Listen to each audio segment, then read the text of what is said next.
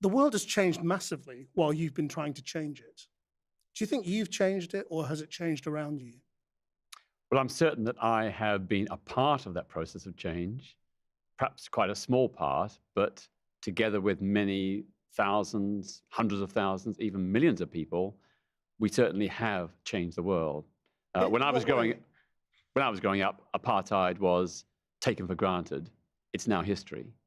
Pinochet was ruling in Chile. He's now dead. Lots of things in the world have changed, and all for the better. You are probably best known for direct action. Can you explain to me what it is? What does it mean to you? Well, my inspirations for direct action are Mohandas Gandhi and Martin Luther King. They were two extraordinary men who faced insurmountable odds in trying to overturn, first of all, British rule in India, and secondly, segregation in the deep south of the United States. They did initially try to work within the system, which I have also done. And it's always preferable to sit down and negotiate and to get a compromise and an agreement. But when that doesn't work, you either got to accept the status quo or do something a bit more challenging. But And, direct and they, action, they did it. They did it. They did it non-violently, peacefully, but also very, very successfully. but direct action has always been misunderstood by the authorities because it's always been portrayed as a violent thing. Can you explain why you don't see it that way? Why you see it as non-violent? Well, of course, direct action can be violent, and I don't agree with that. My activism has always been based upon the principle of non-violent direct action and civil disobedience. And in the 100 or more arrests I've endured, every single one was for an entirely peaceful protest. No one was harmed, no damage was caused. But I was prepared to get arrested to make a point about a grave injustice. A good example was, of course, the attempted citizen's arrest of President Mugabe of Zimbabwe, not once, but twice. The first time in London in 1999, when myself and colleagues from the LGBT group Outrage ambushed his motorcade and actually had him under arrest.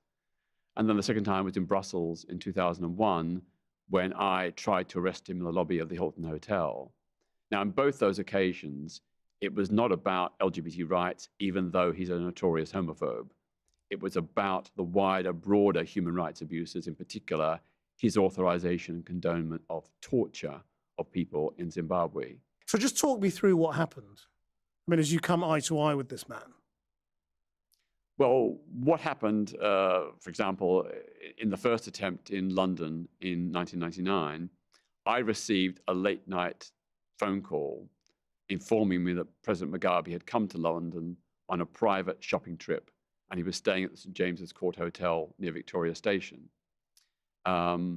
Before I could make any further inquiries, the caller hung up, and I was left with a dilemma. Is this a hoax or is it genuine? I decided to assume it was genuine. So the next morning I contacted Amnesty International in London. I got a file about Mugabe's human rights abuses, in particular the case of the torture of these two journalists, which was the legal basis for his arrest. And then I phoned around people to try and get them to come along and help me have a go. I've never heard so many plausible excuses in my life. But understandably, I was really nervous. His bodyguards could be armed. So what happened is we lay in wait outside his hotel early in the morning, knowing at some point he'd have to come out. I brought with me a journalist, a photographer, and a video person so that everything we did could be documented, and then just lay in wait. And eventually, Mugabe came out in a limousine. I scratched the top of my head to indicate to my colleagues that he was in the car, and they very courageously ran straight out in front of his speeding limousine, forcing it to halt about 6 inches from their legs. Then one of them ran behind the car, so it couldn't go forward, couldn't go back. And I ran from the side and opened the left-hand rear door. And it was open. Amazingly, it was unlocked. And then gently reached in and took Mugabe's arm and held out my other hand with a open palm to show I didn't have a weapon. And then said, President Mugabe, you're under arrest on charges of torture. Torture is a crime under international law. I am now summoning the police. You should have seen the look on his face. I mean, he is very dark-skinned, but a visible ashen pallor came across his face. His eyes popped, his jaw dropped. He recoiled in his seat, holding up his hands. He looked like a frightened 10-year-old kid. The Well, he bodyguard. probably thought you were coming to kill him. I mean, Well, I had the open palm, so I clearly didn't have a weapon. And the bodyguard in the back was, well, I'm sure he's probably ended up in prison because he recoiled in his seat as well and did nothing. So we summoned the police and we explained who was in the car. They were gobsmacked. The officer said, "You mean the president of Zimbabwe?" And we presented the documents, all the documentation for his lawful arrest and prosecution. And the police just knocked them out of our hands. We were eventually taken to Belgravia police station. We were facing a whole lot of charges, obstructing the highway, criminal damage, riot and affray, all trumped up charges. On the opening day of our trial, as soon as our defense team announced that we had a complete video of the entire episode and would show that 15 police officers were apparently intent on committing perjury, the case was dropped. We did not succeed in arresting President Mugabe, but the media coverage around the world about what we tried to do did raise awareness about his human rights abuses. And in the weeks after, I received thousands and thousands of emails in a period when not that many people in Zimbabwe had emails saying, thank heaven someone did something. We thought no one cared. So psychologically and emotionally, it was incredibly important for a lot of Zimbabwe people. that was, I mean, it was a sincere act on your part, but it was obviously viewed by many people as a stunt. That you must have known this was never going to fly. You were going to end up being taken away by the police, and you must have thought that was pretty likely when you set out. And your protests have always sort of skirted this line, or of people saying, well, it's a Peter Tatchell stunt or it's a human rights protest. And in order for your protest to really work, you've got to try and keep people thinking Tatchell isn't a self-publicist. He's doing this for sincere reasons. How do you try and get that right so that people don't dismiss you as just as a self-publicist? Well, of course, that same charge could be laid at every suffragette protest, every march by Gandhi, every act of civil disobedience by Martin Luther King. There are people who did say that these people are just self-publicists and narcissists and doing stunts. But their actions, which have inspired me, certainly did help raise public awareness about issues, and in many cases, actually change the law. But where did this desire, though, to be an activist come from? I mean, when did you decide that you were going to try and change the world? As a teenager or a student or what? My real passion as a young man was art and design, and that's where I began my working life as. But I had left school at 16 with no A-levels or anything. I came from a very deeply conservative working class family.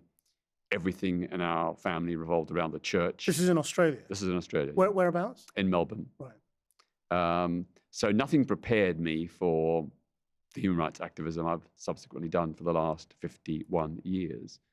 Why did you leave school so young? I mean, was it because they couldn't afford for you not to? Or? Yeah, in those days, there was no National Health Service in Australia, and my mother had chronic life-threatening asthma. So a lot of our quite modest income anyway, my father was a factory worker, a lot of that income went on medical bills and hospital trips. So my parents needed me to go to work to earn money. Were they political at all? I mean, Not at all. They talked to you about the world? Not at all. No, they were totally disinterested. Totally disinterested. So my first campaign was in 1967 against the death penalty, when an escaped prisoner was due to hang for having allegedly shot dead a warder during an escape. But the evidence against him was not conclusive. He was hanged anyway. And that made me a lifelong skeptic of authority. It led me to say, well, if people in power are prepared to hang a man with at least some reasonable doubt about his guilt, what else are they doing? So did you have friends or a mentor, or who was helping you along this path, or was it all just coming from you? I had no one. So what's your explanation as to why this 15-year-old boy from a working class family in Australia suddenly started caring about these issues? Well, it may have been partly to do, ironically, my parents' own very devout and quite fundamentalist Christianity. Um, the sort of things I took from Christianity were the idea of love thy neighbor as thyself, be a good Samaritan. Social justice. Yeah, I am my brother and sister's keeper. So I translated those ideas into the need for us to each take personal responsibility for our lives and what is happening around us. And were you a regular Australian kid? Did you go to the beach? Did you surf? Oh, Did yeah, you do I, all I, those was, sorts I of was things? surfing fanatic. Yeah. So did you think of Australia? I say this as somebody with lots of family in Australia. My wife's Australian. I mean, did you think Australia was sort of primitive in its thinking back then around issues of social justice, around the death penalty, around military action and all of those things? Did you think, God, this place is stuck in the 1950s? Well, it was stuck in the Yeah. 1950s, and we had our own version of McCarthyism. So I nearly lost my job, my first job, because I'd been seen by my boss at an anti-Vietnam War protest. I had to plead and grovel to get him to keep me on. But that was the kind of toxic atmosphere. If you supported liberal causes, you were a communist or you were aiding the communists. Were you conscious of sort of wrestling with your sexuality at that time as well, at the same time? Well, I didn't realize I was gay until I was 17. And then I just had an instant acceptance, amazingly, given my... Just a moment. Yeah, well, in my parents' theology, homosexuality was up there with rape and murder, one of the worst possible sins. But at 17, it began to dawn on me that I might be gay. I had my first sex with a guy who I worked with. I remember lying back in bed with him and thinking to myself, well, if this is what gay is, I'm obviously gay, and it's wonderful. And I thought, the Bible has got it wrong, or the Christians have got it wrong. Christian teaching is supposed to be about sins because they cause harm to others. This didn't cause harm. This brought great joy to me and my partner, with whom I'm now still lifelong best friends. Why do you think you found it so easy to get your head around, whereas so many others didn't in the same situation at the same time? I'm not sure, but I guess, by this stage, I'd already been doing, 2 or more years of social activism and challenging and questioning the consensus. So that sort of made it easier. And, I never had any guilt or anxiety at all. From that moment onwards, I was totally relaxed, content, fulfilled, okay about being gay. And did you think at that age, 17, that this was going to be your life, that you knew your life was going to be about trying to change the world? No. Back in those days, when I was 17 in 1969 in Melbourne, Australia, there was no gay movement. There weren't even any gay helplines or counseling services. There was absolutely nothing. But I thought to myself, well, there's nothing now, but I want to make something. So I tried to set up an LGBT rights organization, but all my friends were too terrified. Most of them were somewhat older, and they said things like, what do you know? You're only 17, go away, you'll get us all arrested. So all I could do was write letters to newspapers or things like that. What was the law in Australia in those days? Homosexuality was totally illegal in the state of Victoria, punishable by several years imprisonment, and even... At any age? Yeah, and even compulsory enforced psychiatric treatment. This is the late 60s? Yeah. So when did the law change? Well, it changed different times in different states, but in the state of Victoria, it didn't change till 1981. It's extraordinary, isn't it? Yeah. I mean, Yeah.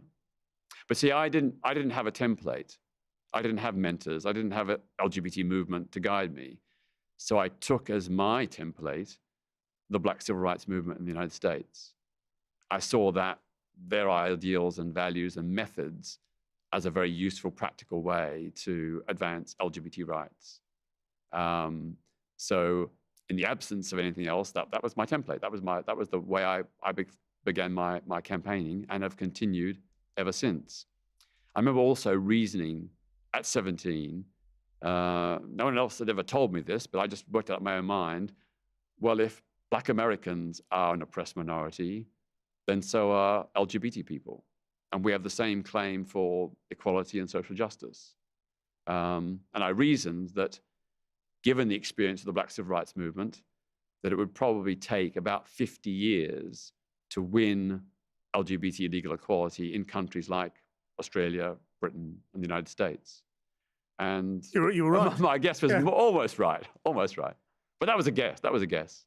But do you think it's happened? I mean, Britain now thinks of itself as this socially liberal country where politicians proudly talk about, voting for gay marriage and wanting to change Britain's attitudes and how we're a totally different country to the one we were 20 years ago. Why do you think that's happened? Do you think it's happened because of campaigning, because of awareness raising, or do you think it's just been a natural march of progress, friendships, evolution?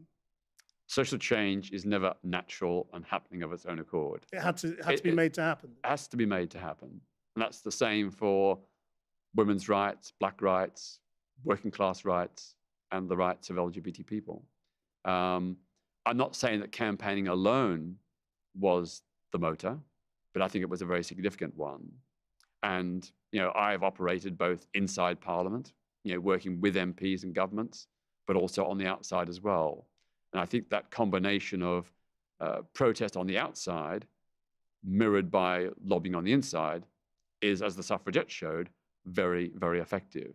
So in 1992, the LGBT group Outrage, which I was involved in, we had a 6-month-long Equality Now campaign, the biggest, most sustained LGBT civil rights campaign in this country, and one of the biggest beyond the suffragettes of any recent modern history.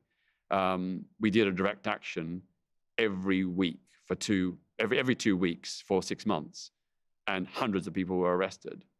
I've got to say, it was almost unreported in the media. It was reported, but not on the scale that it should have been. But we systematically challenged each and every law. We confessed to committing crimes under these draconian Victorian-era legislations, and challenged the police to arrest us. The public profile of Outrage was basically about this organisation that was going around outing people who were in the closet. Mm-hmm. And it was seen as an outrageous movement, mm-hmm. Because you were, and you were accused of ruining people's lives, of breaking their human rights. Mm-hmm. Do you think you got it wrong at all, that whole campaign? Well, first of all, outing was just a tiny, tiny fragment of the collectivity of what Outrage did over. But it's what it was famous for at that time, isn't it? Yeah. We never outed anyone because they were gay. It was because they were hypocrites and homophobes. If someone was privately gay, secretly gay, we didn't touch them. But public figures who condemned and attacked the gay community, who supported anti-gay laws, we gave them warning, and if they continued, we then named them. How did you warn them? Well, we looked privately, and we made public. You'd send them a letter, or and we made public statements as well. We said, if these people continue, like the Church of England bishops, if you continue to condemn LGBT people, if you continue to say that Parliament must maintain discrimination in law, despite your own homosexuality, you will be named. Are there any regrets? Are there any ones that you think, oh, I'm not sure we quite got that one right? No, because we were very, very cautious. We could have named 15 bishops, but we chose to only name 10 on the basis that in 5 of the cases, there was some degree of doubt or uncertainty. So we only named people who were absolutely cast iron assured were gay. And none of those bishops ever denied being gay. The positive consequence is that some of those bishops later on became great allies of the LGBT movement. It also prompted the then Archbishop of Canterbury, Dr. George Carey, to set up the first official dialogue between the Church of England and the lesbian and gay Christian movement.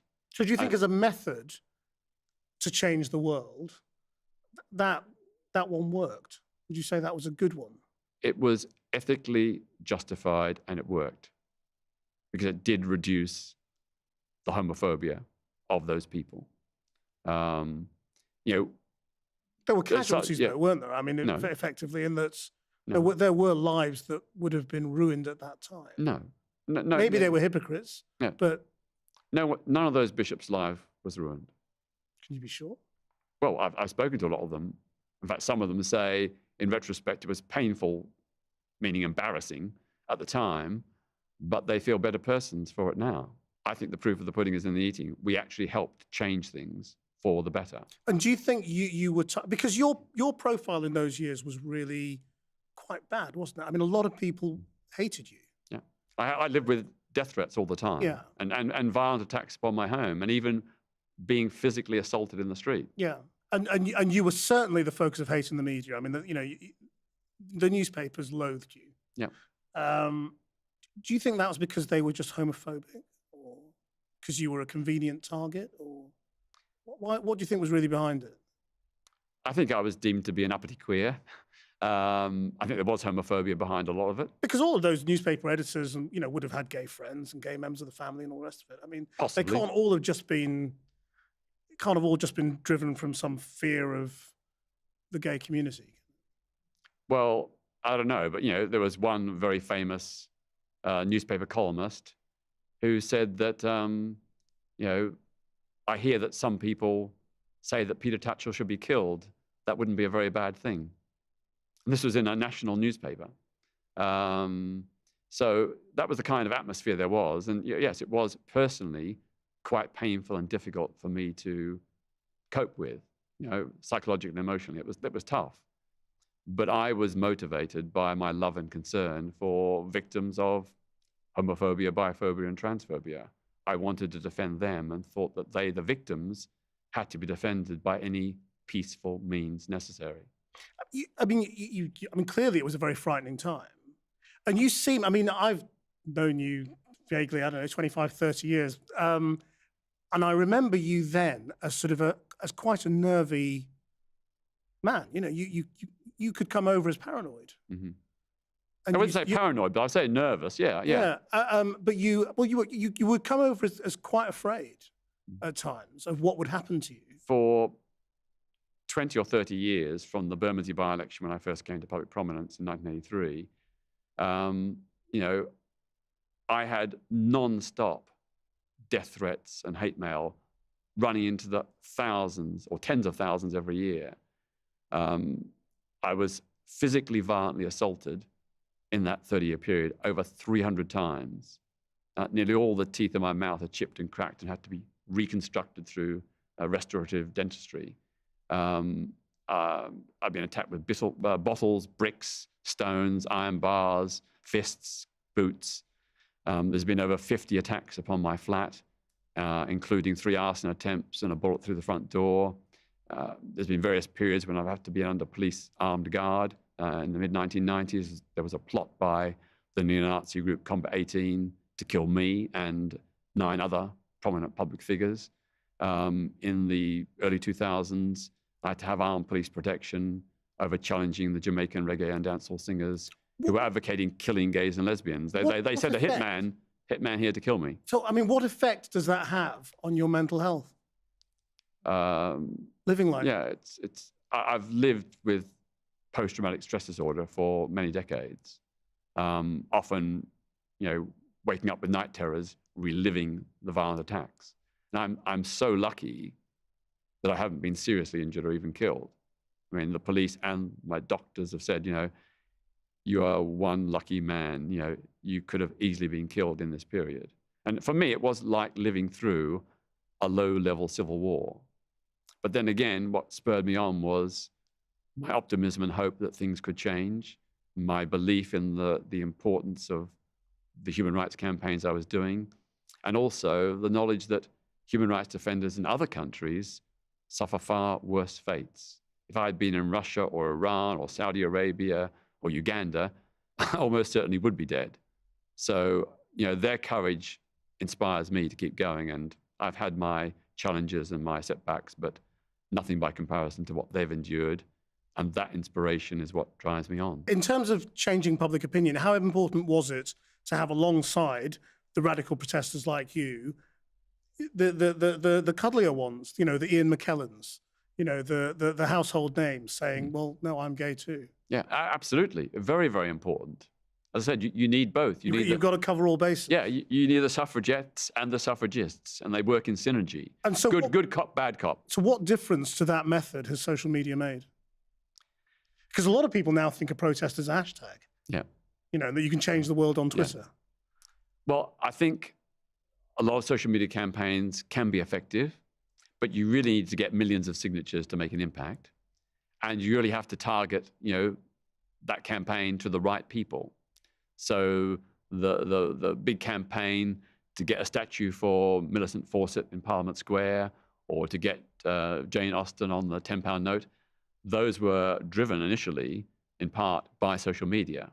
And that was very effective, and it helped bring about those two positive changes.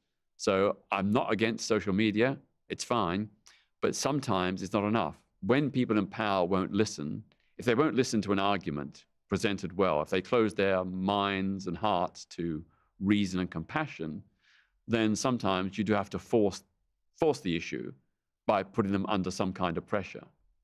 I think the great tragedy about the campaign against the Iraq War, which of course I supported and was involved in, was that it didn't have any financial leverage.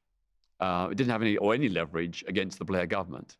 Despite millions of people making it clear through vast numbers of protests that they did not support this war, the government went ahead anyway. Now, if there'd been some kind of leverage against that government, such as financial leverage, if millions of people had said, we're refusing to pay our tax, for example, that might have prompted a rethink. Although it certainly worked with the poll tax. With Margaret Thatcher, it wasn't the violent protests against the poll tax that brought down that awful law. It was the millions of people who either refused to pay the poll tax or delayed their payments and made the system unworkable. A classic example of non-violent direct action being successful. But the irony of the Iraq war protests were that, yes, of course, they couldn't stop the Iraq war, but they've had a massive impact on Britain's foreign policy since. Absolutely. Because the fear of those protests, or rather the fear of the electoral impact of another unpopular war, has had a huge change on British foreign policy. Some people would say, for the worse, because it's made politicians terrified of intervention. Let's just talk about Labour for a second, because you wanted to be a Labour MP, you stood as a Labour candidate, but you were denounced by Michael Foot, the then Labour leader. You had a very, very high-profile fight to stand in 1983. You were very unpopular in sections of the Labour Party. And then you left Labour because the new Labour Party didn't stand for very much that you stood for, became a Green. Mm-hmm. Do you now look at Jeremy Corbyn and think, oh, I might go back? Well, first of all, let me say, people often ask me, don't you wish that perhaps you'd been elected in 1983 as a Labour MP? And I say, well, of course. And I'm very disappointed and feel quite ashamed that I lost that election. I felt I let down myself, but more importantly, I let down Labour. People say, well, where would you be now? And I used to say, oh, probably I'd be a... House of Lords. No. If I'd been elected in 1983, I probably would have been a very passionate backbench MP like Jeremy Corbyn. Because Jeremy Corbyn is now leader of the Labour Party and hopefully the next Prime Minister. So, history has some weird turns. Do you see him as a kindred spirit? Yes. I mean, I've got some criticisms. Like, as I said, I'm very disappointed that he hasn't done more to push for humanitarian aid drops to civilian populations in Syria. I'm saddened that he is not yet supporting a fair voting system, a system of proportional representation, where the proportion of seats won by a party correspond roughly to the proportion of votes they get. And I'm quite saddened that he hasn't done more on what I call economic democracy. That is, making it mandatory for private companies and institutions like the National Health Service to have both employee and consumer representatives on the management boards to give a social impact, a social dimension to the deliberations of those institutions. But apart from that, and perhaps one or two other things, I think Jeremy's got the right answers. I think his policies, renationalising the railways, closing tax havens and loopholes, these are all good policies which will benefit the British people. So I'm supporting him and hoping he does become Prime Minister. Do you feel the gay rights struggle on which you've spent so much of your life is effectively won? Well, in terms of formal legal equality, we have made huge progress. Just think about it. Until 1999, Britain had by volume the largest number of anti-gay laws of any country in the world, some of them dating back centuries. Yet here we are, less than 2 decades later, and we have some of the best laws in the world. That is an extraordinary, momentous process of social change. It is the fastest, most successful law reform campaign in British history and possibly world history. Never have so many laws affecting a particular community been repealed in such a short space of time. And do you believe it? That's a huge tribute, not to me, but to the tens of thousands of LGBT people across the country who've been part of that process, and very importantly, our straight friends and allies. Without them, we could not have made this progress. Do you believe it, though, when it comes to the prejudice, the underlying prejudice, the underlying gay hatred that still exists? We are in a better place now in terms of public attitudes towards LGBT people, but still there's a hardcore minority. Still about a fifth of people in this country believe that homosexuality is mostly or always wrong. A fifth, that's a lot of people. Much less than in the past. What used to be 2/3 in the late 80s and early 90s. So it has gone way, way down. But, in our schools, nearly half of all LGBT kids are bullied in our schools because of their sexuality or their gender identity. Over 1 million people who are LGBT in this country have been victims of homophobic, biphobic, or transphobic hate crimes. Often not just once, but 2, 3, or 4 times over their lives. So there's still work to do. And when you look at the global picture, of course, it's almost hardly begun. I mean, there are still 72 countries, 36 of them Commonwealth countries, that have a total prohibition on same-sex relations, with penalties ranging up to life imprisonment and even execution in 10 Muslim-majority states. That is just unconscionable in the 21st century. So I have never, ever seen LGBT rights purely from a British perspective. But I've always seen it as a global question, and I won't rest until LGBT people worldwide have the freedoms they deserve. Do you think Labour is getting it right on trans people being able to, enter women-only shortlists and all that kind of thing? I mean, do you think the argument's going the right way? Absolutely. I mean, I'm really pleased that Labour has taken on the trans issue. There's all this fuss about bathrooms and all these issues. What people have to focus on is the horrendous scale of hate and violence against trans people in this country and around the world, where trans people are being murdered for who they are, where the hatred and rejection they suffer leads to astronomically high levels of suicide and attempted suicide. Of young trans people, over half have attempted or contemplated suicide. Over half. That's truly, truly shocking. And I think, it's really important that we recognize the right of trans people to be who they are. Some people make all kinds of arguments, particularly some feminists, which I'm very surprised about. They say they're really men. This reduces gender to genitals, and that's absurd. Gender is about much more than genitals. It's about emotions, psychology, and mental states. And I think that the science shows that there are some differences between male and female brains, and that is almost certainly likely to be a component in a lot of people who have a trans identity, and that's their absolute human right. I think, when trans people are treated the way they are by some people on the progressive left, it strikes me as absurd. Back in the day, when I was young, the women's liberation movement used to say, biology is not destiny. Now they seem to be saying biology is destiny. If you're born with male genitals, you are a man, you'll always be a man. That to me is a very reductive and deterministic view, which doesn't take into account the real human suffering and feelings of trans people. Well, we're coming to the end, but I just want to sort of put one, criticism to you as well, and see how, what your answer to it is. I mean, over the years, some people have said of Peter Tatchell, well, why doesn't he go and get a job? Why are we paying for the Peter Tatchells of this world to live in a council house at our expense to try and change our society? What's your answer to that? Well, first of all, for 45 years, I worked unpaid. I never earned a penny. I lived in dire poverty. For more than 2 decades, I couldn't even afford to turn on the heating in winter. I had to live in my flat with a hat, woolly hat, 3 jumpers, 2 pairs of trousers, and big, thick boots. I don't want to brag or boast or want sympathy, but I did make some real personal sacrifices. I couldn't have holidays. I couldn't go to the cinema. Every penny I had went on campaigns.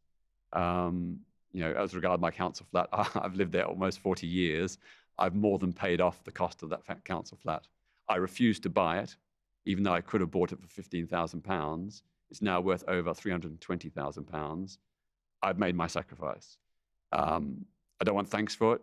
I don't want pity. I don't want sympathy, but I've done my bit, and I will continue doing my bit, hopefully for about another 25 or 30 years. I think perhaps retiring at about 95 might be appropriate. I think I might deserve that. But until then, I intend to carry on, as someone described me as the Duracell activist. He goes on and on and on. And I'm sorry some people find it boring or offensive, but I believe passionately in human rights. And my motivation is very simple. I love other people. I love liberty, equality, justice, freedom. And those values are what drives me. And you may think I'm wrong, and maybe I am wrong, but I am following my conscience. How do you feel about edging towards national treasure status? I mean, it's not far off, is it? I mean, you spent most of your life as a sort of a thorn in the side of the establishment. As you get older now, and as some of your battles are almost won, you're sort of edging towards national treasure. Well, does that worry you? I don't want to be a national treasure. National treasures end up in glass boxes in museums, and I'm not ready for that. I don't want it even. I will continue to be a thorn in the side of the establishment as and when it's appropriate, not for its own sake, not for the sake of just being an awkward one, but where it's necessary. So I will fight the battles against injustice wherever I find them, perhaps imperfectly and with my own flaws, but I'm doing what I believe to be right. And that's all I think anybody can do. Peter Tatchell, thank you very much indeed.